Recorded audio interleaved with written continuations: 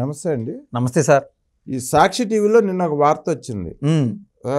మిగతా ఛానల్స్లో కూడా వచ్చింది వార్త. అది ఓకే. రెండు వార్తలు భిన్నంగా వచ్చినాయి. మిగతా ఛానల్స్లో ఒక రకంగానే, సాక్షిలో ఒక రకంగానే వచ్చినాయి. ఓకే. సాక్షిలో వచ్చిన వార్తల్ని రోజా దగ్గర గొట్టం పెట్టాడు సాక్షి జర్నలిస్ట్ వెళ్ళి. అవును. ఆ కెమెరామెన్.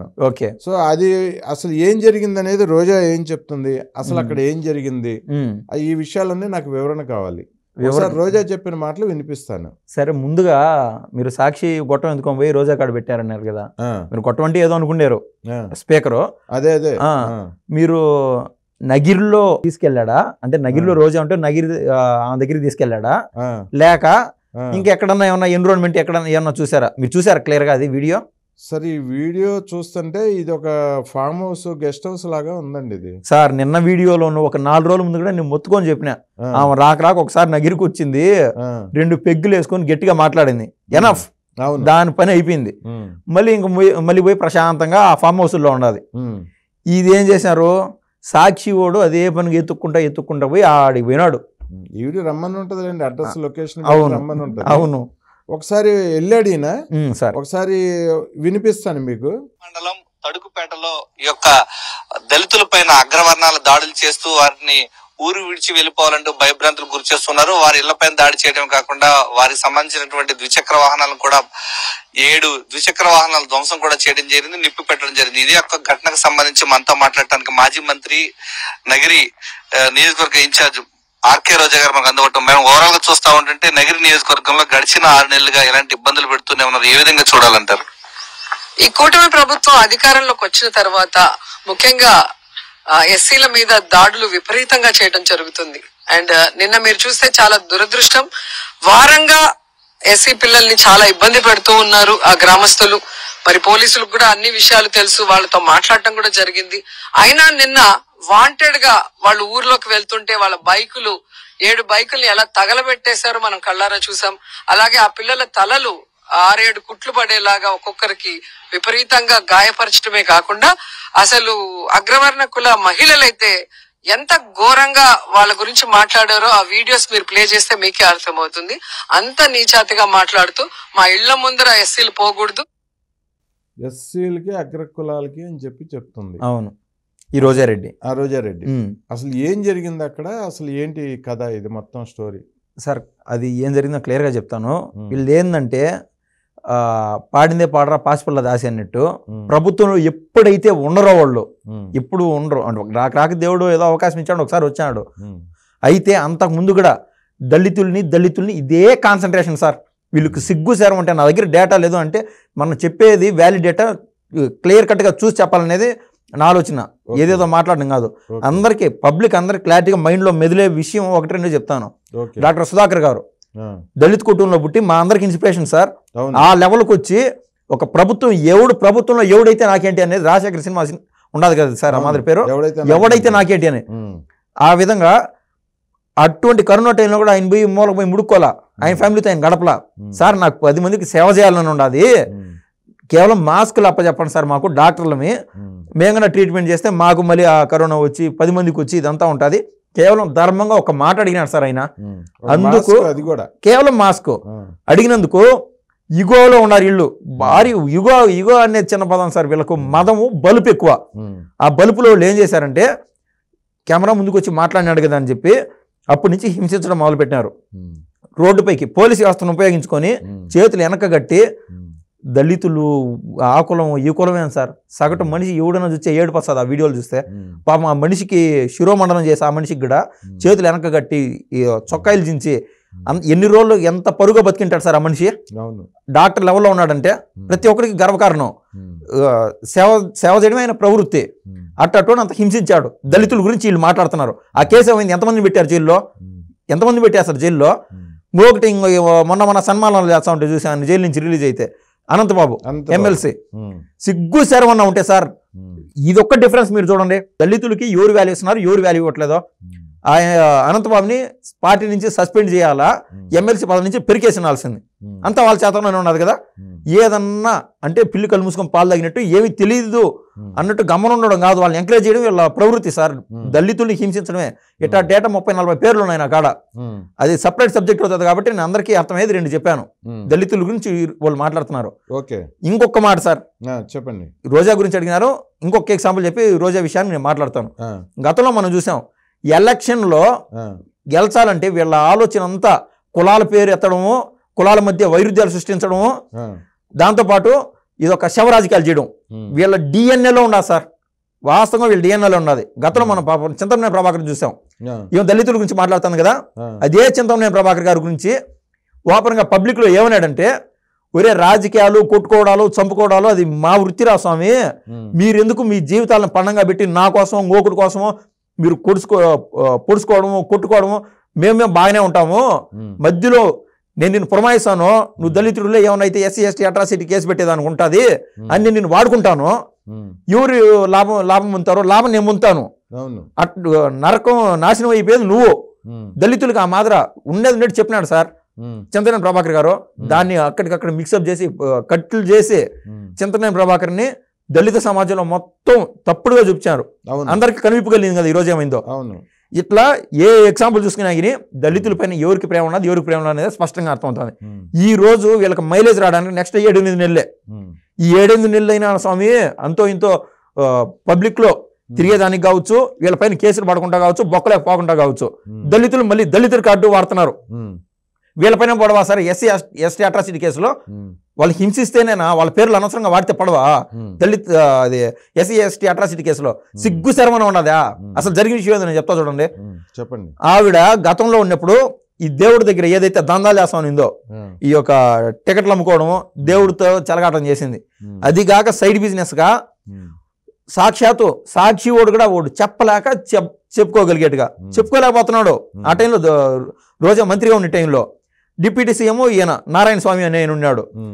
ఒక్క నియోజకవర్గంలో నగిరి నియోజకవర్గంలో 3-4 ఎమ్మెల్యే క్యాండిడేట్స్ వాళ్ళని తలదనే విధంగా ఏం చేసింది, చీఫ్ మినిస్టర్ రేంజ్లో బిల్డప్ చేసి, చీఫ్ మినిస్టర్ ఎవరైతే 4-5 మందిని డిప్యూటీ చీఫ్ మినిస్టర్ని పెట్టుకున్నాడు కదా సార్, ఆ మాదిరి ఎమ్మెల్యే కావచ్చు, ఆమె కింద 4-5 మంది ఆమె బంధువర్గాన్ని, వాళ్ళ మరిదంట, వాళ్ళ తమ్ముళ్ళంట, వాళ్ళ అన్నంట, వీళ్ళందరినీ ఆమె కింద క్యాడర్ మాదిరి ఏర్పాటు చేసేసి జనాల్ని మండలాల వారీగా పీక్క తిన్నారు.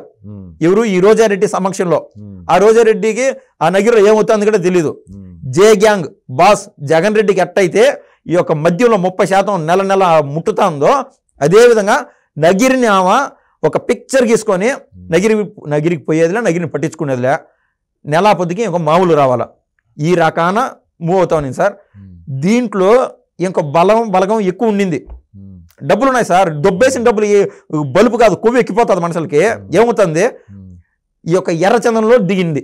ఎర్రచందనం సార్, నేను అబద్ధాలు చెప్పాలంటే చెప్పను, అదేం పెద్ద విషయం కావాలంటే మీరు డేటాలోకి డెప్త్ వెళ్ళి చూడండి, 1-10 సోర్సులు చూడండి, మీకు అర్థమవుతుంది. అబద్ధం చెప్పడం నా విషయం కాదు సార్. నేను ఏదైనా వైసీపీ వాళ్ళు కూడా కార్యకర్తలను ఓపెన్ గా చెప్తాను. నేను అట్లా రకమే, నేను అట్లా మొహమాటం ఏం లేదు. ఈ ఎర్రచందనంలో కూడా దిగిండది. ఈ ఎర్రచందనం విషయానికి వస్తే ఇక్కడ చెన్నై నుంచి కూలోళ్ళని తెప్పించుకుంటా ఉండింది. కూలి ఇస్తా సరే, ఇచ్చే కాడికి లాస్ట్ మూమెంట్ లో ఏమైందంటే, ఈ యొక్క ఎలక్షన్ కోడ్ ఎప్పుడైతే అమలు అవుతా ఉండిందో ఎక్కడికక్కడ ఎర్రచందనం స్టాక్ ఆగిపోవడము ఇది జరుగుతూ పోయింది. ఆ టైంలో కూలోళ్ళ యొక్క వాళ్ళకి ఇచ్చే డబ్బులు మిగిలిపోయినాయి. కూలితో పాటు వాళ్ళ కమిషన్ ఇవ్వాల్సి నెంబర్ 1 వాళ్ళ పర్సంటేజ్ కూలి అయితే ఎంతసేపు అని ఇచ్చేసి ఉంటుంది.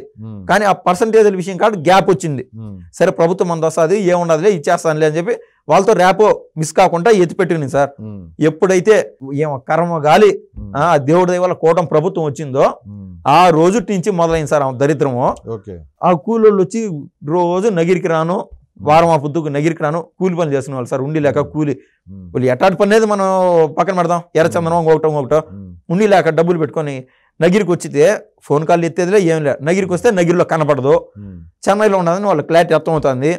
చెన్నై తమిళనాడు తెలియదు, ఒక ఫామ్ హౌస్ లో అయితే ఉండదు, తమిళనాడులోనే ఎప్పుడు ఇంట్లో ఉండదు. తమిళనాడులో కూడా సార్ మా ఆ కాలం నుంచి అలవాటే సార్, ఇంట్లో ఉండేది అలవాటేంలే. మొన్న అక్కడికి స్పెయిన్ ఇటలీకి పోయింది కదా, వాళ్ళ భర్తతో పోయి ఉండొచ్చు కదా. మన తెలుగు మహిళ అదేదో సంస్కృతి సంప్రదాయాలు ఏంటో పెద్ద పెద్ద పదాలు వాడుతూ ఉంటుంది అప్పుడప్పుడు. వాళ్ళ భర్త అక్కడ పోయి అది పబ్లో ఓపెన్ గంగం స్టైల్ అంటే ఈ స్టెప్పులు వేస్తా ఉన్నది. వాళ్ళ భర్తతో పోయి నింటే పానీలేవా ఏదో ఎలక్షన్స్ అయిపోయినాయి చిల్లు అవుతున్నారు అనుకోవచ్చు. వాళ్ళ భర్త ఉండడు, ఏం ఎక్కడైతే ఎంజాయ్మెంట్లోకి వెళ్తాదో అక్కడ వాళ్ళ భర్త ఉండడు. అది ఏం లాజికో నాకు తెలియదు బా. అయితే ఈ కూలోళ్ళ దగ్గర ఈ గ్యాప్ వచ్చేసింది. వాళ్ళు తమిళనాడులో ఎక్కడ గాలించే శక్తి వాళ్ళకి డబ్బులు ఉండవు, ఏముండవు. పని కట్టుకొని రోజా నగిరిలో ఉండదని వాళ్ళు పరిగెత్తుకొని వచ్చారు. మళ్ళీ ఈ సంఘటన ఏదైతే దళితుల విషయం జరిగిందో వచ్చినప్పటికీ అగ్గిపెట్టి జోబులో డబ్బులు పెట్టినట్టు అనే ఒక సామెత ఉండదు సార్. అట్లా రోజా కాడ ఇక్కడ కింద మంట పెడితే, అంటే రోజా ఎవరైతే కార్యవర్గం ఉండదు ఇక్కడ ఆడ మంట పెడితే డబ్బులు ఆటోమేటిక్గా ఆడ వస్తాయిలే, ఇక్కడ స్విచ్ నొక్కితే ఆడ బల్బు వెలిగినట్టు డబ్బులు వస్తాయని ఆశపడి పాపం వాళ్ళు వచ్చారు. అయితే ఆమెకి ఇంకా ఊపిరాడికి ఏం చేసింది, పురమాయిచ్చేసింది ఈ కార్యవర్గాన్ని. ఏదైతే వాళ్ళ గతంలో కార్యకర్తలు కాదు, గతంలో ఎవరితో అయితే 4-5 మందిని పెట్టుకొని లబ్ధి పొందిందో ఒక్కడిని పురమాయిచ్చేయాలి సార్. ఎంత 20 మంది 30 మందిని తీసుకోలేడా, లబ్ధి పొందినారు కదా. అంతా స్టేక్ హోల్డర్స్ వీళ్ళు. ఏదైనా ఒక తప్పుడు పని చేస్తే అంతా స్టేక్ హోల్డర్స్ వీళ్ళందరూ. అయితే వాళ్ళు ఏం చేసినారు, అప్పటికప్పుడు ఒరే నాయన నీకు 2000 ఇస్తాను 3000 ఇస్తాను అని చెప్పి దళితులు నెగేసుకొని పోయినారు. తమిళనాడు కూలీలు, ఇక్కడ దళితులు. మళ్ళీ రెడ్డి సామాజిక వర్గం చెందిన వాళ్ళు రోజారెడ్డి బ్యాచ్. అది నేను చెప్తాను, కింద 4 మనుషులు ఎవరైతే ఉన్నారో ఆ వల్ల లబ్ధి పొందిన వాళ్ళు డైరెక్ట్ గా సేమ్ అదే బ్యాచ్. ఆ మాత్రం నిస్సిగ్గుగా కులాల పేర్లు ఎత్తడం మనకు అనవసరం. ఎందుకంటే ఇప్పుడు మన సోమిరెడ్డి చంద్రమోహన్ రెడ్డి గారు ఉన్నారు, జేసీ దివాకర్ రెడ్డి గారు, జేసీ ప్రభాకర్ రెడ్డి గారు, జేసీ అస్మిత్ రెడ్డి గారు. ఆవిడ అగ్రకులాలు అంటుంది కదా, దాని గురించి నేను అదే అన్నా సార్. ఇప్పుడు మాకు రెడ్డిస్ అంటే మాకు విపరీతమైన అభిమానం. మంచి రెడ్డిస్ కాదు, రోజారెడ్డి జగన్మోహన్ రెడ్డితో తిరిగేదంతా కల్తీరెడ్డి బ్యాచ్. ఓకే, కల్తీ రెడ్లు. సో ఇక్కడ ఎవరైతే మనుషులుగా చూసి వీళ్ళు మంచోళ్ళు వీళ్ళు మంచోళ్ళు, ఇట్లా మన ఆంధ్ర రాష్ట్ర రాజకీయాల్లో ఇట్లా డివైడ్ అయ్యిండే దాన్ని కులాల పరంగా విభజించేసినారు. అదొక బాధాకరం.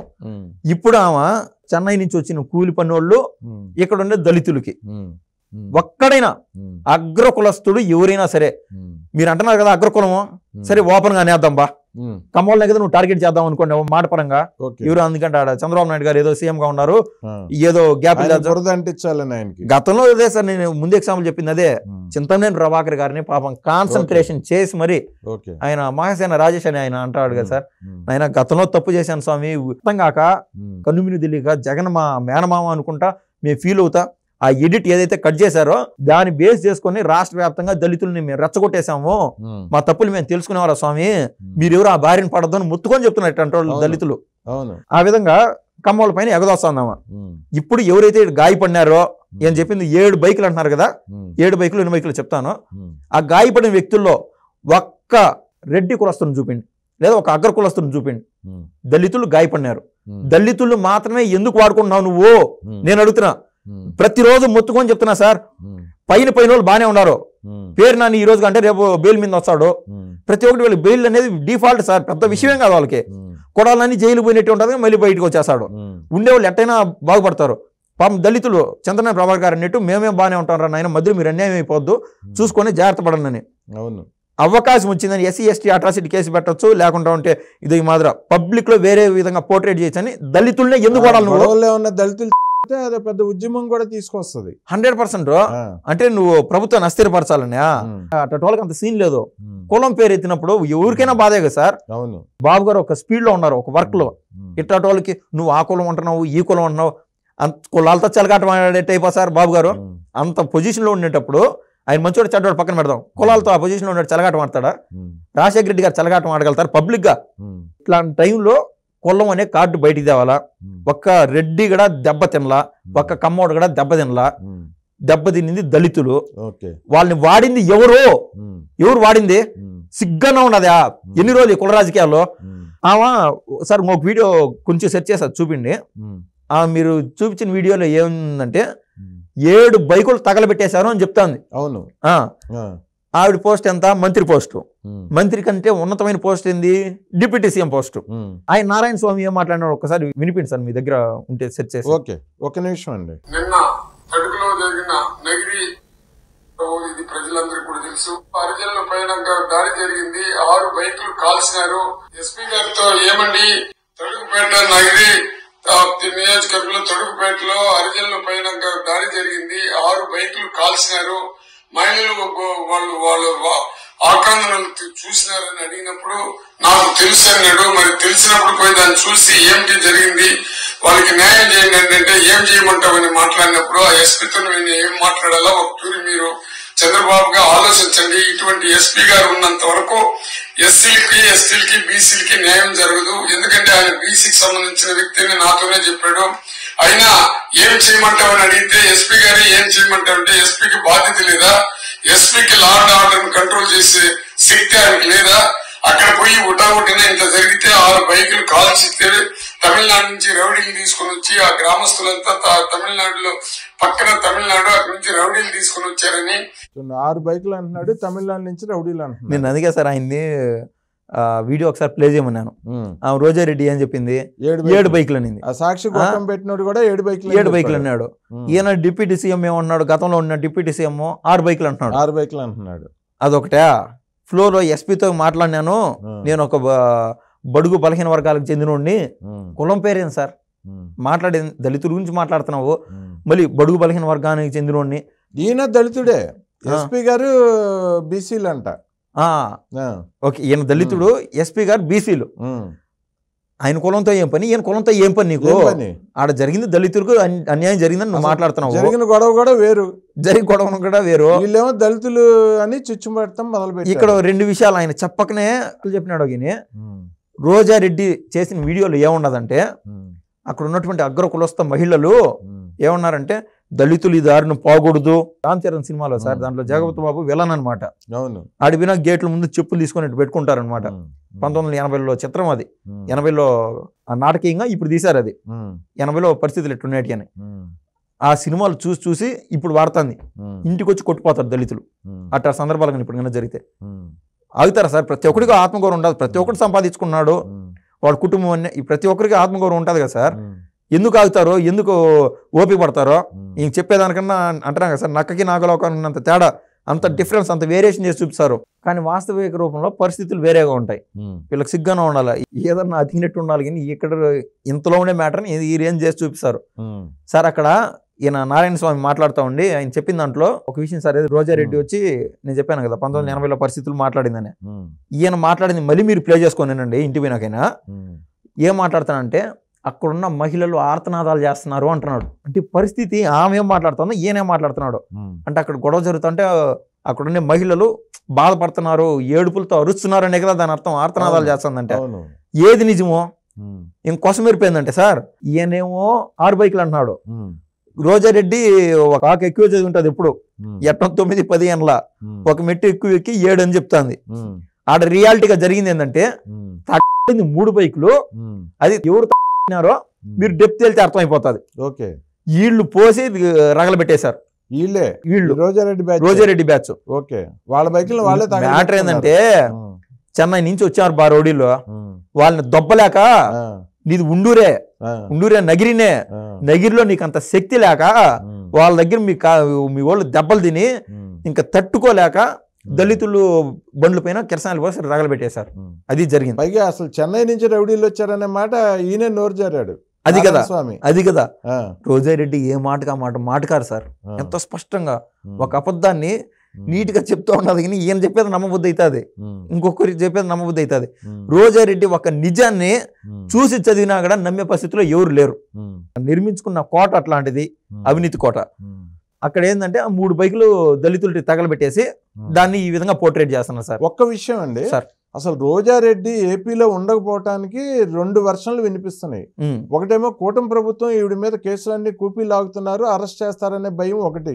అవును. ఇంకోటి ఎర్రచందనం దందాలో ఎక్కడో తేడాలు వచ్చినాయి, తన ప్రాణాల మీదకి వస్తుంది. ఆ తమిళనాడు కూలీలు కదా. అవును, వాళ్ళు పర్సంటేజీలు కూడా తీసుకొని చేసేవాళ్ళు. అవును, నరరూప రాక్షసులు లాంటి వ్యక్తులే వాళ్ళు.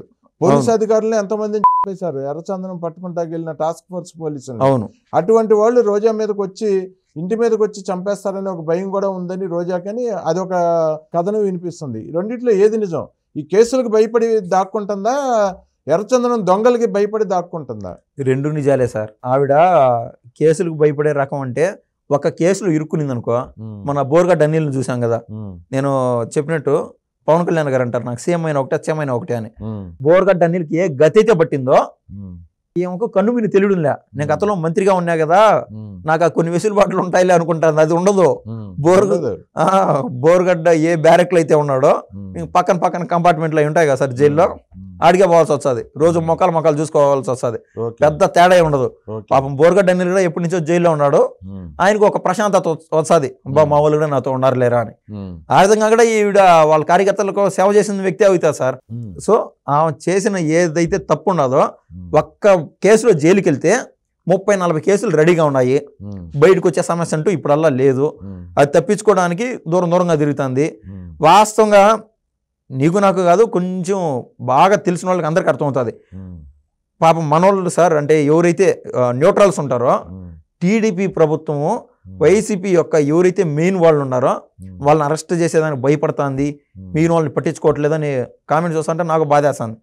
మ్యాటర్ ఏంటంటే వాళ్ళు కూడా ఒక్కసారి ఆలోచన చేయండి. విజిలెన్స్ డిపార్ట్మెంట్ ఆంధ్రప్రదేశ్లో మిగిలిన ఏ డిపార్ట్మెంట్ కూడా రీచ్ అవ్వలేనంత విధంగా డెప్త్ వెళ్ళి ప్రతి ఒక్కరు కూపి లాగేస్తాను. ఎక్కడైతే అవినీతి జరిగినదో చట్టాలన్నీ రెడీ అయిపోతున్నాయి. అది ఏ నిమిషం బయటపడుతుందో మనకు తెలియదు, కానీ చట్టాలు రెడీ అయిపోతున్నాయి. తద్వారా ఈ యొక్క పోలీస్ డిపార్ట్మెంటు, కోర్టులు అన్ని మూవ్ ఆన్ అయిపోతాయి. నారాయణ స్వామి గారు చెప్తున్నారు తమిళనాడు నుంచి రౌడీలు వచ్చారని చెప్పారు కదా. అవును, ఆ రోజా ఇంటి మీదకి వాళ్ళు వచ్చారు. యాక్చువల్ గా రోజా ఇంట్లో లేదు. సో ఎందుకు ఈ రౌడీలు వస్తారని తెలిసే భయంతో తమిళనాడులో కూడా తమిళనాడులో కూడా మొగుడి ఇంట్లో లేదు, భర్త ఇంట్లో లేదు, ఎక్కడో ఫామ్ హౌస్లోను రెస్ట్ హౌస్లోనూ దాక్కుంటుంది. కొంతమందికి అది ఒక అదృష్టం లేదు సార్. ఇప్పుడు మన అంటే ఈ ఎర్రచందనం రౌడీలకి కూలీలకి భయపడే పారిపోతుందా? అది కూడా నిజమేనంటారా? ఆ వార్త నిజమే కదా సార్. ఇప్పుడు ముందు నువ్వు వెనక గొయ్యి అంటాం కదా, ఓకే, ఆ విధంగా ఇట్లా వెనక ఎక్కడైతే నగిరికి వచ్చేసింది అనుకో, ఈడ చట్టం దాని పని అది చేసుకోకపోతే ఏ నిమిషం ఎత్తకపోతారు. ఆమె ఇక్కడ ఉన్నా లేకున్నా అని చట్టం దాని పని చేసుకుంటూ పోతుంది. కానీ పరారీలో ఉంటే 3-4 రోజులు అట్లుంటే బెయిల్ తీసుకోవచ్చు అని ఆశ. ఆ రూట్లో ఆడాడో తప్పించుకొని తిరుగుతుంది. అక్కడ ఉన్నప్పుడు వాళ్ళు కడుపు మండిపోయేవాళ్ళు కదా సార్, ఎంతో కష్టపడి ఆగసాట్లు పడి, ఇది ఏ పనైనా కావచ్చు, కష్టపడి బతికేవాళ్ళు, వాళ్ళు కత్తి ఎత్తుకొని తిరుగుతున్నారు. ఇంకా తప్పక అయితే నువ్వా నేనా అన్నట్టు. అది ఓకే, ఏదైనా కానీ రోజాకి ముందు నుయ్యి వెనక గొయ్యి అంటారు. కూటమి ప్రభుత్వం జైల్లో వేస్తుంది. తమిళనాడులో ఉంటే ఎర్రచందనం కూలీలు వదిలిపెట్టరు. రోటి దెబ్బ తమిళనాడు కూలీలు, రోకల దెబ్బ ఆంధ్రప్రదేశ్ చట్టం, 2 దెబ్బలు తప్పవు. ఓకే అండి, థ్యాంక్ యూ అండి.